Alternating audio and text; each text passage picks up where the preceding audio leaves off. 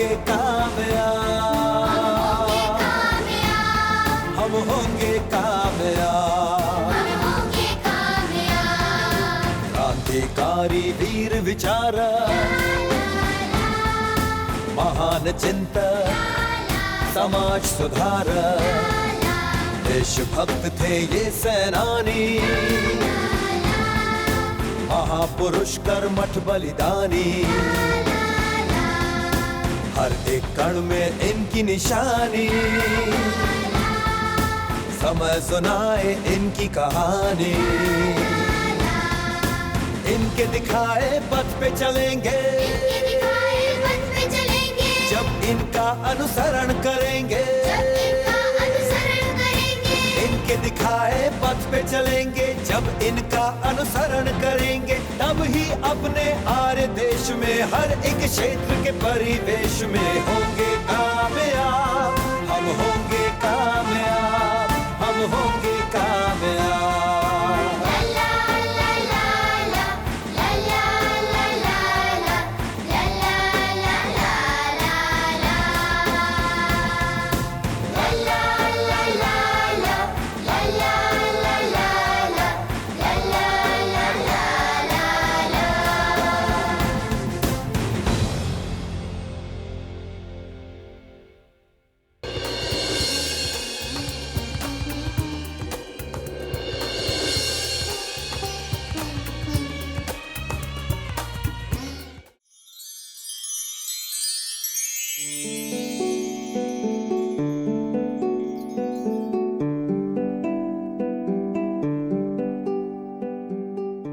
सोहेल, तो ये खा, तुझे मूंग दाल के पकौड़े बहुत पसंद है ना, इसलिए आज मैं अपनी टिफिन में मूंग दाल के पकौड़े ही लाया हूँ। और मैं तेरे लिए आलू दम बिरयानी और जाफरानी चावल लाया हूँ।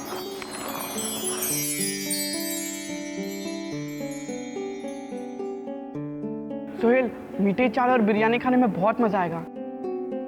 और मुझे मूंग की दाल के पकौड़े खाने में मजा आएगा। ये दोनों तो उल्टी जगह पैदा हुए हैं। सुहेल की जगह कुणाल होना चाहिए था, और कुणाल के घर सोहेल का पैदा होना चाहिए था।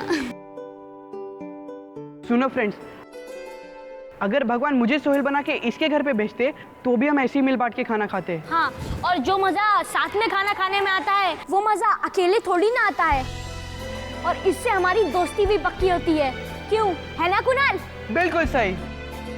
वाह, बड़े पते की बात कही है तुम लोगों ने। Good morning uncle. Good morning, good morning. Suhail और कुणाल, अगर तुम जैसे इस पूरे हिंदुस्तान में हिंदू मुस्लिम दोस्त बनकर रहने लगे तो हमारा ये देश तरक्की पर तरक्की करता चला जाएगा। पर अंकल आप यहाँ? हाँ अंकल। हाँ, वो मैं आप लोगों के स्कूल में एक कॉन्फ्रेंस अटेंड करने आया था। वहां से मैं गुजर रहा था तो मैंने देखा तुम लोग यहाँ बैठ के खाना खा रहे हो, इसलिए मैं तुमसे मिलने चला आया। पर अंकल, आज ऐसा क्या खास दिन है? अच्छा ये बताओ, 14 नवंबर को क्या होता है? Children's day. और चिल्ड्रंस डे हम इसलिए मनाते हैं क्योंकि उस दिन चाचा नेहरू का बर्थडे होता है। हाँ, पर अंकल आज तो 11 नवंबर है। 11 नवंबर को राष्ट्रीय शिक्षा दिवस यानी कि नेशनल एजुकेशन डे मनाया जाता है, और मौलाना आजाद के जन्मदिन को याद करने के लिए नेशनल एजुकेशन डे मनाया जाता है। मौलाना आजाद बहुत बड़े फ्रीडम फाइटर थे ना अंकल? स्वतंत्रता सेनानी तो थे ही वो, पर साथ ही वो हमारे देश के पहले शिक्षा मंत्री थे, और शिक्षा के क्षेत्र में उन्होंने कई नामचीन काम किए। सुनना चाहोगे उनकी कहानी? हाँ अंकल, सुनाइए ना। तो चलो सुना ही देता हूं। मौलाना आजाद का जन्म इस्लाम के सबसे पवित्र स्थल मक्का में 11 नवंबर 1888 को हुआ था। वैसे उनका असली नाम था अबुल कलाम गुलाम मोयुद्दीन अहमद।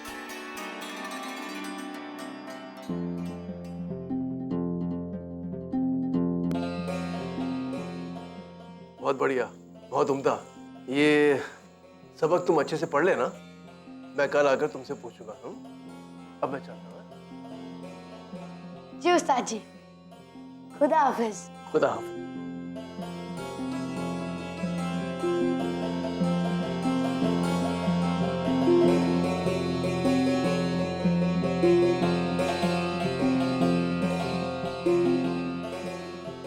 अरे अम्मी, आप तो इतनी पढ़ाई करता है, तेरा दिमाग थकता नहीं है क्या? अम्मी, आप भी दिन भर काम करती रहती हैं, आप भी नहीं थकती। और मैं आप ही का बेटा हूँ, तो भला मैं कैसे थक सकता हूँ? तू तो बातों से ही दिल जीत लेता है। चल दूध पी ले।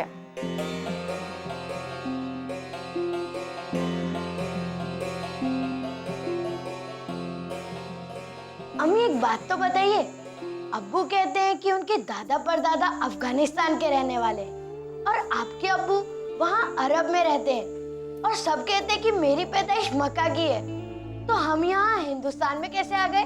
तेरे बातों का सिलसिला तो खत्म ही नहीं होता। हम सब साथ यहाँ हैं, ये तो अल्लाह की मर्जी है। बहलाइए मत, बताइए ना। तो सुन, तेरे अब्बू जो हैं वो अफगान मूल के बंगाली मुस्लिम थे और दिल से वो हिंदुस्तान को अपना वतन मानते थे। 1857 में अंग्रेजों के खिलाफ जो गदर हुआ था, उसके चलते अंग्रेजों ने हिंदुस्तान के लोगों पर बहुत कहर ढाए थे और तब तुम्हारे अब्बू को वापस अफगान लौटना पड़ गया और वहां से वो मक्का में आके रहने लगे। और मेरे अब्बू मतलब तुम्हारे नानू अरब शेख मोहम्मद जाहिर वतरी को तुम्हारे अब्बू बहुत पसंद आ गए और उन्होंने हमारी शादी करवा दी। और फिर जब तुम 2 साल के हुए तब तुम्हारे अब्बू को ये ख्याल आया कि क्यों ना वतन लौटा जाए, तो इसीलिए हम सब यहाँ आके रहने लगे। कहानी बड़ी मजेदार है, कभी आराम से आपसे पूरी कहानी सुनूंगा, लेकिन पहले मैं उस्ताद जी का दिया हुआ सबक पूरा कर लूं। ठीक है बेटा, कर लो।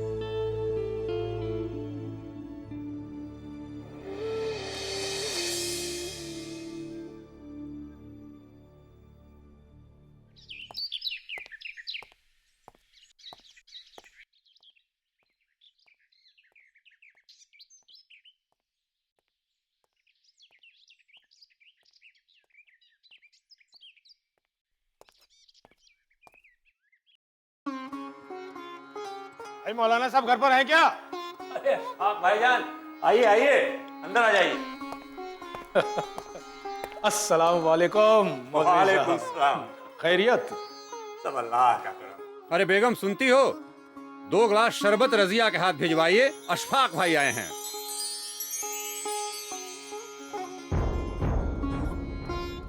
अरे भाई कहाँ खो गए?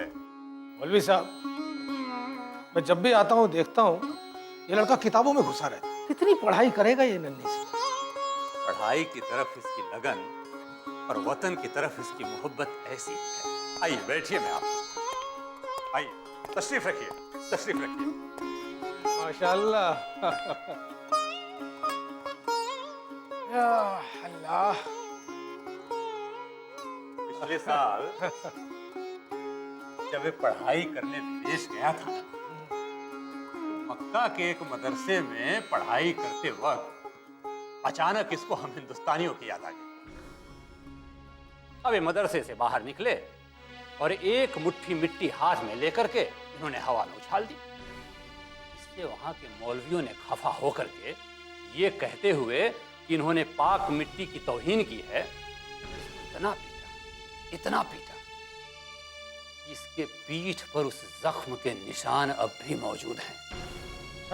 पर मौलवियों के लाख पूछने के बाद भी इसने ये नहीं बताया कि इसने वो मिट्टी क्यों उछाली। फिर क्या? फिर क्या? परेशान होकर के वहां के सदर को आना पड़ा और जब सदर ने आकर के पूछा कि भाई तुमने हिमाकत क्यों की है, तब इसने बताया कि सदर साहब, यदि किसी आदमी को किसी चीज का इल्म ना हो तो उसको सफाई देने का क्या फायदा। मैंने तो मिट्टी इसलिए हवा में उछाली थी कि यहाँ की हवा में वो मिट्टी मिल करके इस सरहद के उस पार हिंदुस्तान की सरहद में जाए और वहां के लोगों को बताए कि हमें उनकी याद आ रही है और वो भी हमें याद करें। अब भला बताइए, इसमें मैंने कौन सी गुस्ताखी की? हम इस पाक मिट्टी पर सजदा करके अल्लाह की इबादत करते हैं, तो क्या अल्लाह सिर्फ यहीं की इबादत सुनता है? क्या हिंदुस्तान की जमीन पर होने वाली इबादत को अल्लाह नहीं सुनता? और उसकी इस बात से वहां के सदर अबू के कायल हो गए और ऐसे खुश हुए कि वापस मदरसे में उसका दाखिला हो गया। अब आप ही बताइए कि मैं इसकी पढ़ाई की इस आदत को क्यों रोकूं, कैसे रोकूं? ये तो बहुत अच्छी बात है मौलवी साहब। अगर आपके बरखुरदार इसी तरह पढ़ते लिखते रहे तो जो किताबें आदमी 25-26 साल की उम्र में पढ़ता है, समझदार होता है, महारत हासिल करता है, वल्लाह आपके बरखुरदार तो 15-16 साल की उम्र में ही सारी तालीम हासिल कर लेंगे। अरे अशफाक भाई, पढ़ाई की उम्र की भी कोई सीमा होती है। और वो मसल तो आपने सुनी ही होगी कि पढ़ोगे लिखोगे तो बनोगे नवाब। बहुत खूब मौलवी साहब, तो आप अपने साहबजादे को नवाब बनाने की फिराक में हैं। अरे नहीं, मैं तो बस इतना चाहता हूं कि मौलाना का लड़का है, मौलाना बन जाए। बाकी पाक परवरदिगार की जो मर्जी, जो बनाना चाहेंगे वो बन जाए। मैं तो बस इसी बात में खुश हूं कि उसका मन किताबों में लग गया है। आजकल बच्चों को पढ़ाना कितना मुश्किल है।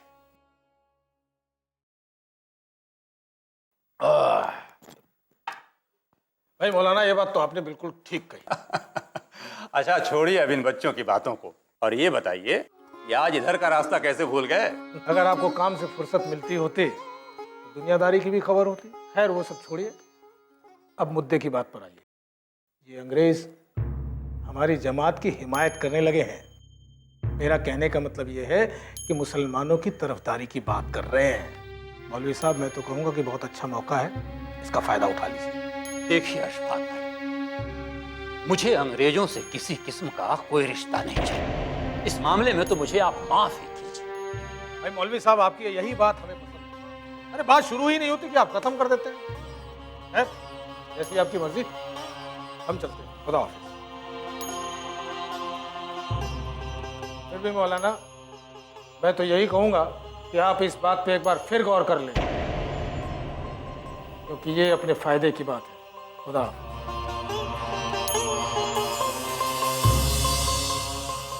तुम बड़े खुशनसीब हो बेटा।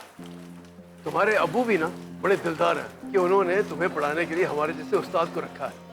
वरना ऐसे बहुत से लोगों को जानता हूँ, जब उन्हें पता चलता है कि उनके बच्चे होशियार हैं तो वो उन्हें पढ़ाने के लिए हमारे जैसे उस्ताद को नहीं रखते। आप सही कह रहे हैं उस्ताद जी। मैं इस मामले में अपने अब्बू की बड़ी इज्जत करता हूँ। सही बात है, तुम जैसे बच्चे भी बड़े नसीब वालों को मिलते हैं। इस मामले में तो तुम्हारे अब्बू भी बड़े खुशनसीब हैं। अब ये तो अल्लाह ही जाने। वैसे एक और बात है कि तुम्हें पढ़ाते पढ़ाते मैं ये मानने लगा हूँ कि अगर हर बच्चा तुम्हारे जैसा पढ़े तो ये दुनिया ही बदल डाले। अब मजहब की पढ़ाई के साथ साथ तुम अरबी और फारसी में भी महारत हासिल कर चुके हो, फलसफा और फिलॉसफी भी सीख चुके हो।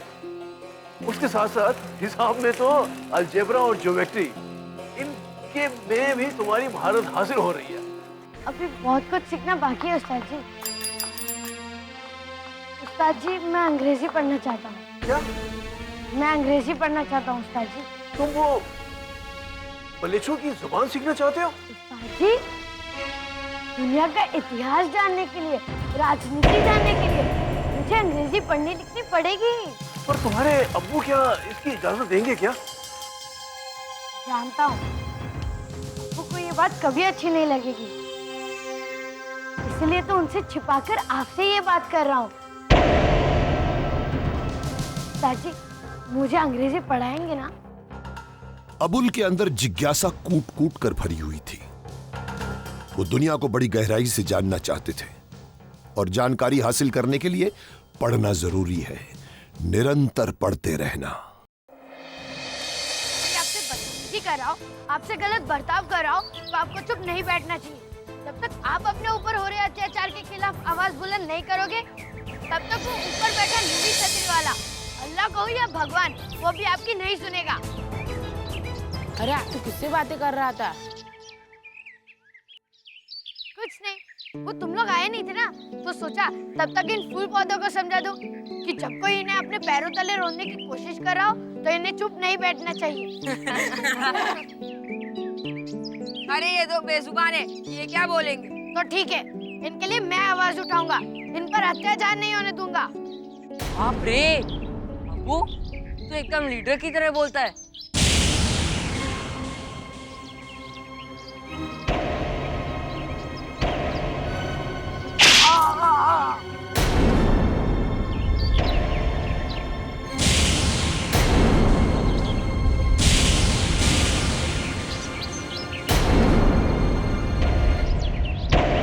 जालिमों, भागो यहाँ से। अब हम तुम्हारा ये जुल्म बर्दाश्त नहीं करेंगे।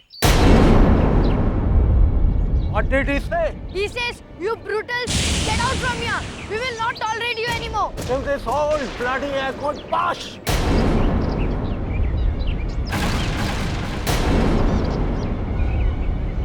Please.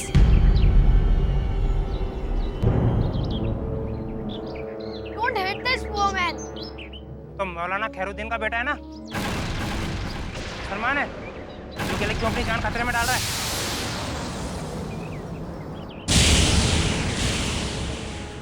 Okay. Let's move.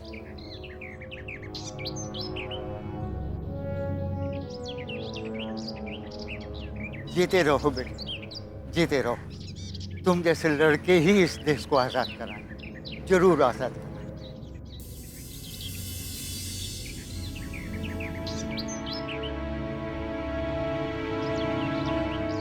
चलो अब्बू जान, कल फिर मिलेंगे।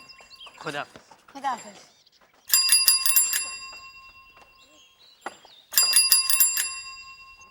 अरे अब्बू बेटा, अरे रुको बेटा। अस्सलाम वालेकुम चाचा जान। अब वालेकुम अस्सलाम बेटा, कैसे हो बेटा?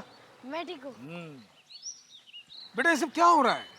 चाचा जान मैं समझा नहीं आप क्या कह रहे हैं।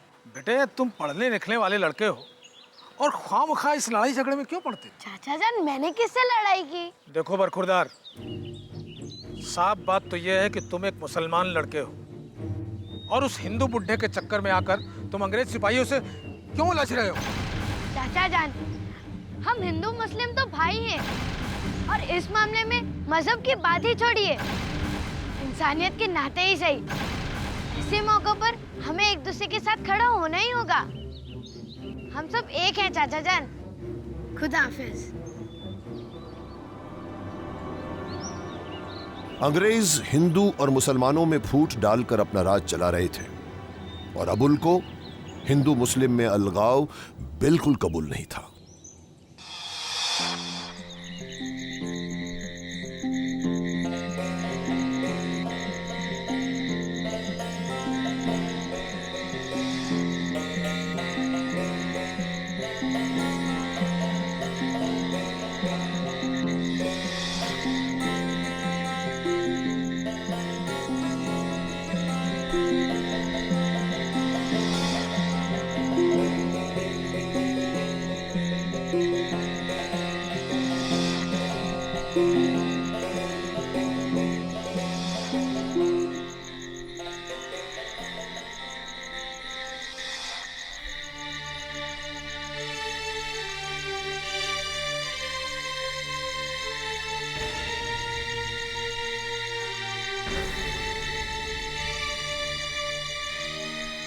अबुल,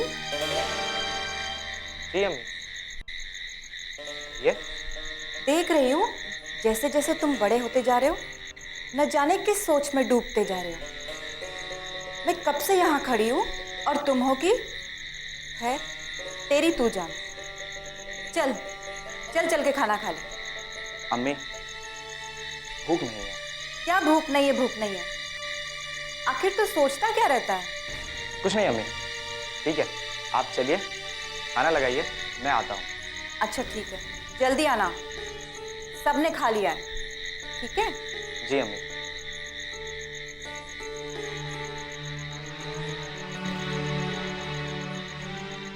अब मैं अम्मी को क्या बताऊं कि मैं क्या सोच रहा हूं। इन अंग्रेजों को अपने देश से निकालने के लिए कुछ ना कुछ करना होगा, लेकिन क्या, कैसे करूं, कुछ समझ में नहीं आ रहा। कुछ तो करना होगा।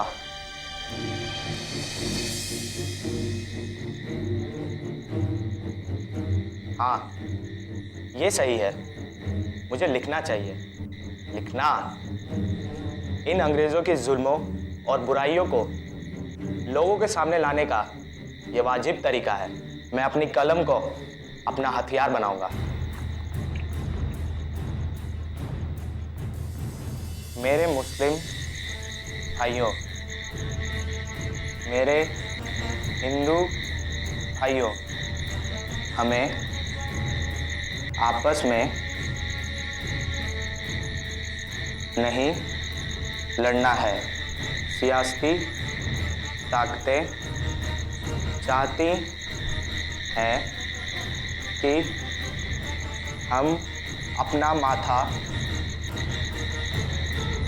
फोड़कर घर बैठें ताकि उन्हें हमारे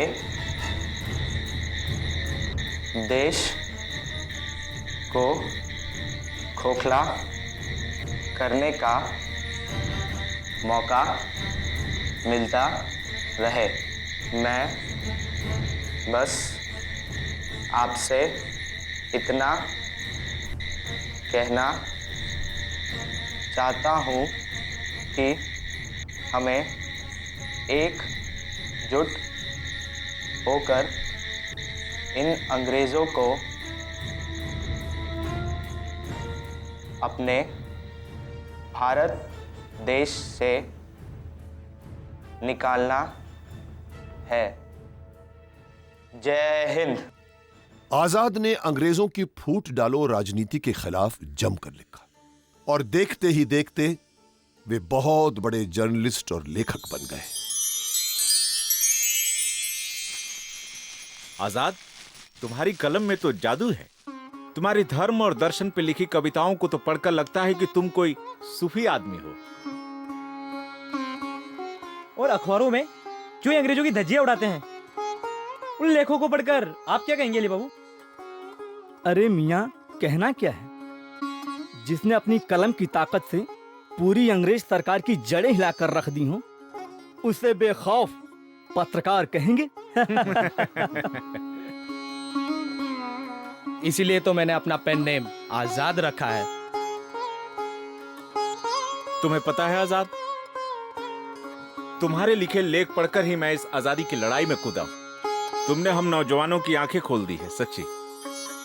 वरना हम सभी अंग्रेजों के बहकावे में आकर खामखा हिंदू हिंदू मुस्लिम मुस्लिम करते रह जाते। दादा, आप यहाँ जल्दी से भाग जाओ। गोपू, क्या हुआ तुझे? तू इतना परेशान क्यों है? दादा, पुलिस आपको ढूंढ रही है। वो आपके घर तक गए थे, वो यहाँ भी आते होंगे। क्या बात है, अंग्रेजों से सीधी लड़ाई का तो अपना मजा ही अलग है। तू भी कमाल है आजाद, तेरे पीछे पुलिस पड़ी है और तुझे मस्करी सूझ रही है। मैं कोई मस्करा नहीं हूँ, मैं तो बस इन अंग्रेजों की जड़ तक पहुँचना चाहता हूँ ताकि इन्हें जड़ से उखाड़ कर फेंक सकूं। तुम लोग में आजाद कौन है? मैं हूँ आजाद। नहीं नहीं, ये झूठ बोल रहे हैं। मैं हूँ आजाद। नहीं, मैं हूँ आजाद। नहीं, इन सबों की बातों पर यकीन मत करना। मैं हूँ आजाद, कहिए। लो, आजाद यहाँ दूध चला रहा है और तुम लोग खामखा आजाद बन रहे। ए सार्जेंट बाबू, आजाद मैं हूँ। क्यों ढूंढ रहे हैं मुझे? कहिए। तुम्हारा अरेस्ट वारंट है। तुम ब्रिटिश गवर्नमेंट के अगेंस्ट राइटिंग करता है। Arrest him.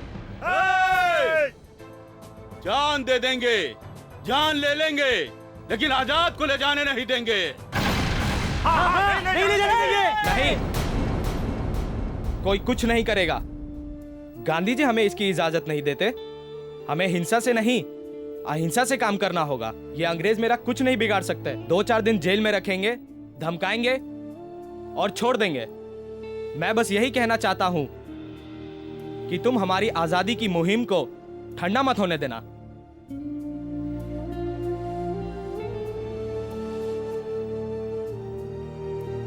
ये जंग हमें जीतनी है। हमें ये जंग जीतनी है। Arrest him. भारत माता की जय।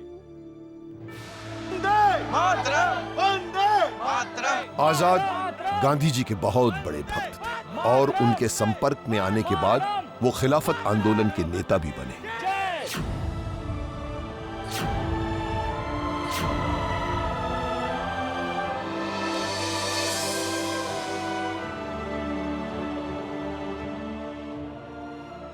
उन्नीस 1923 में मौलाना अबुल कलाम आजाद इंडियन नेशनल कांग्रेस के सबसे कम उम्र के अध्यक्ष बने।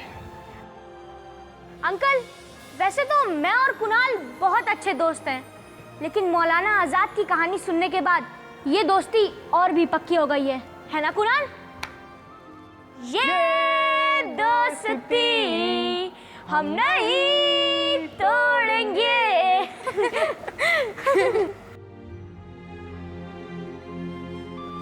शाबाश बच्चों। जानते हो, मौलाना आजाद हिंदू मुस्लिम एकता के सबसे बड़े समर्थक थे। जब हमारा देश आजाद हुआ, हिंदुस्तान का बंटवारा हुआ और पाकिस्तान का जन्म हुआ, तो उन्हें बहुत दुख हुआ। मौलाना आजाद कभी नहीं चाहते थे कि हिंदू मुस्लिम कभी भी अलग हों। 1923 में अपने भाषण में भी उन्होंने यही कहा था। बादलों से उतरकर दूत अगर कुतुब मीनार की चोटी पर खड़ा होकर कहे कि स्वराज मिलने पर हिंदू मुस्लिम अलग हो जाएंगे, तो मैं ऐसा होने नहीं दूंगा। स्वराज मिलने में थोड़ी देरी होगी तो हिंदुस्तान को नुकसान होगा, पर हिंदू मुस्लिम एकता टूटेगी तो मानवता का बहुत बड़ा नुकसान होगा।